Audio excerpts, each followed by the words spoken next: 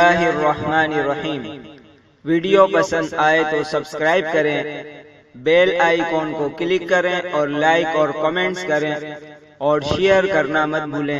جزاک اللہ خیرا۔ نصلی ونسلم علی رسولہ الکریم، اما بعد۔ فضائل اعمال پر دو اعتراض خاص طور پر کیے جاتے ہیں۔ ایک اعتراض یہ کیا جاتا ہے کہ اس میں حوالہ موجود نہیں ہے۔ دوسرا اعتراض یہ کیا جاتا ہے کہ اس میں بہت زیادہ ضعیف روایت موجود ہے، گویا پوری فضائل اعمال ضعیف روایت پر مشتمل ہے۔ پہلی بات یہ ہے، جہاں تک حوالے کی بات ہے تو آپ خود جائزہ لیں اور ہر حدیث کا شیخ الحدیث مولانا زکریا رحمۃ اللہ علیہ نے حوالہ دیا ہے۔ آج اس میں سے فضائل قرآن اور فضائل نماز سے متعلق گفتگو کرتے ہیں۔ اب دیکھیں، فضائل قرآن کی جو سب سے پہلی حدیث ہے، حضرت عثمان رضی اللہ تعالیٰ عنہ کی روایت ہے۔ آگے جو ہے اس کا حوالہ دیا ہوا ہے، رواہ البخاری و ابو داؤد و ترمذی و نسائی و ابن ماجہ، یہ سارے حوالے دیے ہوئے ہیں۔ اسی طرح آگے دوسری حدیث کا بھی حوالہ دیا ہوا ہے، رواہ ترمذی۔ تیسری حدیث کا بھی حوالہ دیا ہے، رواہ مسلم و ابو داؤد۔ اسی طرح چوتھی حدیث کا بھی رواہ البخاری و مسلم، یعنی ساری حدیثوں کے حوالے موجود ہیں۔ اب ایک سوال یہ ہو سکتا ہے کہ جو بنیادی طور پر احادیث ہیں ان کے تو حوالے دیے ہوئے ہیں، لیکن ان احادیث کی تشریح کے ضمن میں بھی کچھ احادیث ذکر کی گئی ہے، ان کے حوالے نہیں ہیں۔ تو اس کے لیے شیخ الحدیث صاحب نے بتایا ہے، فضائل قرآن کا شروع کا جو ہے صفحہ نمبر 208، اس میں لکھتے ہیں کہ اس جگہ ایک ضروری امر پر متنبہ کرنا بھی لابدی ہے، یعنی ضروری ہے۔ وہ یہ کہ میں نے حدیث کا حوالہ دینے میں مشکات، تنقیح الروات، مرقات اور احیاء العلوم کی شرح اور منذری کی ترغیب پر اعتماد کیا ہے اور کثرت سے ان سے لیا ہے، اس لیے ان کے حوالے کی ضرورت نہیں سمجھی۔ البتہ ان کے علاوہ کہیں سے لیا ہے تو اس کا حوالہ نقل کر دیا۔ یہ وضاحت سے لکھا ہے، یعنی جس حدیث کا حوالہ اگر آپ کو نہیں ملتا، وہ حدیث کتابوں میں موجود ہے اور ان کا حوالہ دیا ہوا ہے۔ آگے فضائل نماز پر اگر دیکھیں تو فضائل نماز کے صفحہ نمبر شروع میں جو خطبہ تمہید ہے، اس میں بھی لکھا ہے کہ نماز کی تبلیغ کرنے والے اکثر اہل علم بھی ہوتے ہیں، اس لیے حدیث کا حوالہ اور اس کے متعلق جو مضامین اہل علم سے تعلق رکھتے تھے وہ عربی میں لکھ دیے گئے ہیں کہ عوام کو ان سے کچھ فائدہ نہیں، اور تبلیغ کرنے والے حضرات کو بسا اوقات ضرورت پڑ جاتی ہے، اور ترجمہ و فائد وغیرہ اردو میں لکھ دیے گئے ہیں۔ یہ مطلب ہے کہ حوالے ساری حدیثوں کے موجود ہیں۔ اب دیکھیں، فضائل نماز کا جو پہلا حوالہ ہے رواہ البخاری و مسلم، دوسری حدیث کا حوالہ ہے رواہ احمد باسنادی حسن، اسی طرح تیسری حدیث کا حوالہ ہے رواہ احمد بن نسائی طبرانی۔ اسی طرح ساری احادیث کے حوالے موجود ہیں۔ اس لیے یہ اعتراض کرنا کہ فضائل اعمال میں حوالے نہیں دیے گئے، یہ فضول اعتراض ہے، اور یہ جو اعتراض کرنے والے ہیں یہ اپنے علماء کی تحقیق پر اندھا اعتماد کرتے ہیں، گویا اندھی تقلید کرتے ہیں۔ اس لیے جیسے ان کے علماء کہتے ہیں اس کی تحقیق نہیں کرتے، حالانکہ ان کو چاہیے کہ یہ اپنے علماء کی تحقیق کی بھی تحقیق کریں، اندھی تقلید نہیں کریں۔ دوسرے سوال کا جواب کہ اس میں جو ہے ساری حدیثیں ضعیف ہوتی ہیں، اس کا جواب یہ ابھی صرف فضائل قرآن اور فضائل نماز سے متعلق جواب دیا جا رہا ہے۔ انشاءاللہ فضائل ذکر سے متعلق الگ ویڈیو ہوگی، اور فضائل تبلیغ اور فضائل رمضان سے متعلق الگ ہوگی، اور اس میں بھی بتایا جائے گا کہ صرف وہاں احادیث کا ذکر نہیں ہے بلکہ بے شمار آیتوں کا بھی ذکر ہے۔ بہرحال یہ جو اعتراض کیا جاتا ہے کہ ضعیف روایت ہے، یہ بھی غیر تحقیقی جواب ہے، یہ تحقیقی جواب نہیں ہے۔ اب دیکھیں، فضائل قرآن کے اندر بنیادی طور پر 40 احادیث لکھی گئی ہیں، جو 40 احادیث لکھنے کی فضیلت ہے۔ اب اس میں سے جو 22 احادیث ہے وہ سیاہ ستہ کی ہے۔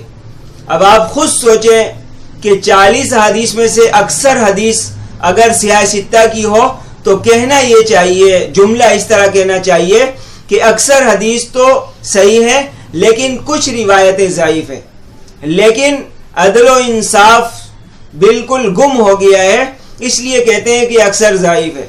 اور اس میں سے بھی جو 22 سیاہ ستہ کی ہیں اس میں سے 3 متفق علیہ ہے، یعنی بخاری مسلم دونوں میں موجود ہے، اور بخاری کی 5 روایتیں ہیں اور اس میں مسلم کی 7 روایتیں۔ یہ فضائل قرآن کی 40 حدیث کے متعلق خلاصہ ہے۔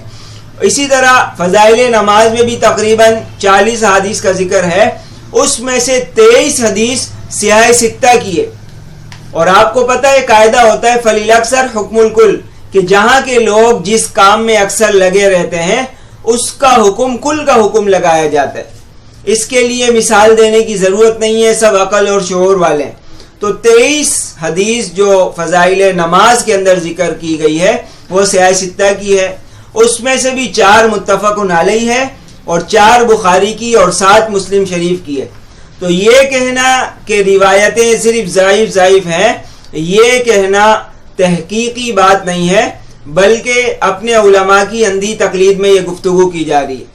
اچھا، بات یہ تسلیم کر لی جائے کہ حدیث جو ہے ضعیف بھی ذکر کی گئی ہے، ایک حد تک اس اعتراض کو تسلیم کیا جا سکتا ہے، لیکن اس کا جواب بھی مد نظر رکھا جائے کہ جو بھی حدیث ضعیف ہوتی ہے، ایک تو وہ سند کی وجہ سے ضعیف ہوتی ہے، کیا پتہ سند صحیح نہ ہو لیکن حدیث صحیح ہو۔ دوسری بات یہ ہے کہ حدیث کے ضعیف ہونے کی وجہ یا تو حافظے میں یعنی یادداشت میں کمزوری ہوتی ہے یا وہ راوی عادل نہیں ہوتا۔ اگر یادداشت کے اندر تھوڑی سی کمزوری ہے تو دوسری روایت اگر مل جائے گی تو پھر دونوں روایت مل کر وہ یادداشت کی کمزوری کو ختم کر دیں گے اور وہ حدیث ضعیف کی کیٹیگری سے نکل جائے گی۔ اس لیے بہت سی جگہ میں آپ نے دیکھا ہوگا کہ شیخ الحدیث صاحب لکھتے بھی ہیں، جیسے صفحہ نمبر 325 پر لکھا ہوا ہے کہ یہ حدیث پوری اگرچہ عام کتب حدیث میں مجھے نہیں ملی، لیکن اس میں جتنی قسم کے ثواب اور عذاب ذکر کیے ہیں ان کی اکثر کی تائید بہت سی روایت سے ہوتی۔ تو یہ ہے کہ جب بہت سی روایت میں یہ مضمون صحیح ہے تو جس روایت میں راوی میں کمزوری تھی تو وہ کمزوری ختم۔ اچھا، دوسری وجہ یہ ہوتی ہے کہ ضعیف جو روایت ہوتی ہے اس کا راوی عادل نہیں ہوتا۔ اب راوی عادل نہیں ہے تو کیونکہ احکام کے اندر تو پھر وہ روایت مردود کہلاتی ہے، اس کو قبول نہیں کیا جا سکتا، لیکن فضائل کے اعتبار سے سارے محدثین کہتے ہیں کہ ضعیف روایت قبول کی جا سکتی ہے۔ جیسے آپ مقدمہ مسلم میں دیکھ لیں، اور بھی کتابوں میں یہ اصولی بات لکھی ہوئی ہے۔ تو اب بلکہ اس سے بڑھ کر جو حدیث کے علاوہ جو قصے وغیرہ ہوتے ہیں یا فضائل کی بات ہوتی ہے وہ تو ضعیف روایت سے بالکل صحیح ہوتی ہے، اور بلکہ یہاں تک کہ اگر کوئی قصہ بیان کیا جا رہا ہے، اگر وہ قصہ ہماری شریعت کے خلاف نہیں ہے اس کی بھی اجازت ہے۔ جیسے نبی کریم صلی اللہ علیہ وسلم نے فرمایا حدیثوا عن بنی اسرائیل ولا حرج، بخاری کے اندر ہے کہ بنی اسرائیل سے بیان کر لیا کرو، اس میں کوئی حرج کی بات نہیں۔ جب ایک کافر اگر کسی نبی کا کوئی واقعہ ذکر کر رہا ہے اس میں ہی عدالت کی ضرورت نہیں ہے، تو فضائل اعمال کے اندر اگر وہ واقعہ ذکر کیا جا رہا ہے تو اس میں ایک عادل آدمی کی یا عدالت میں کمزوری ایک مسلمان آدمی کی بات کیسے معتبر نہیں ہوگی؟ اس لیے دونوں اعتراض کے جواب دے دیے کہ ہر حدیث پر حوالہ بھی موجود ہے، اگر یہ تو سیاہ ستہ کی زیادہ تر روایتیں ہیں، اور اگر ضعیف روایتیں بھی ہیں تو ان کے اصولی طور پر بات سمجھ لیں کہ ضعف متعدد روایت کی وجہ سے ختم ہو جاتا ہے، اور اگر عادل نہ ہو راوی، اس کی وجہ سے اگر وہ روایت ضعیف ہے تو اس کا ازالہ اس طرح ہو سکتا ہے کہ ضعیف روایتوں کے اندر اگر فضائل بیان کیا گیا ہے تو ان ضعیف روایتوں کو قبول کیا جا سکتا ہے، بلکہ محدثین نے قبول بھی کیا ہے۔